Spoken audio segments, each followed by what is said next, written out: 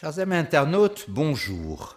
Vous le voyez, c'est sous le signe de Frédéric Bastiat que ces chroniques sur le chômage vont se dérouler.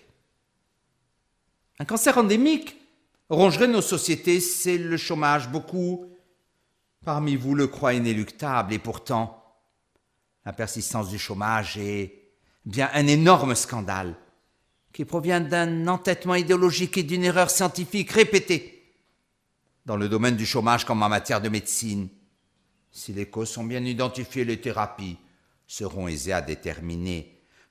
Non, le chômage n'est pas inéluctable et la persistance d'un taux de chômage en France autour de 10% depuis déjà 30 ans n'est pas admissible. Et l'on ne peut se résigner. Une première chronique analysera d'abord les croyances erronées. Beaucoup parmi les Occidentaux, et particulièrement les Français, croient le chômage incontournable parce que fruit, non pas de politiques erronées, mais de phénomènes structurels de notre époque. Le chômage serait un phénomène de société. On peut comprendre le pessimisme, en particulier des Français, 30 ans de chômage à près de 10%, et des gouvernements apparemment différents, et qui auraient tout essayé, il y a de quoi succomber aux idées toutes faites. Elles sont au nombre de 3. La première nous explique que c'est le progrès technique qui tue l'emploi. La machine crée le chômage et cela est d'un apparent bon sens. Chaque robot dans l'automobile supprime un emploi et il n'y a plus de poinçonneur à l'entrée du métro Lila. Pauvre Gainsbourg, pauvre misère. Cette première assertion est facile à réfuter et par le raisonnement et par les chiffres. Par le raisonnement. Si des emplois ici sont supprimés, d'autres sont créés et de bien plus haute valeur ajoutée. Il faut concevoir, créer, fabriquer, entretenir ces robots. Et toutes ces machines-outils qui, au passage, ont allégé souvent les travaux les plus pénibles. Quant aux chiffres, ils sont démonstratifs. En 1950, l'économie française nourrissait moins de 15 millions d'emplois. Depuis 60 ans, l'automatisation et la robotisation ont progressé à pas de géant et pourtant aujourd'hui, l'économie française nourrit 25 millions d'emplois. Ce qu'il fallait démontrer. La seconde raison a trait au départ soi-disant massif de nos emplois dans les pays à bas coût et à protection sociale inférieure. Bref, nos emplois émigrent. Là encore, la fausseté de cet argument est facile à démontrer. Il est bien vrai que des emplois à faible valeur ajoutée dans le textile, le jouet et d'autres activités ont migré dans d'autres pays.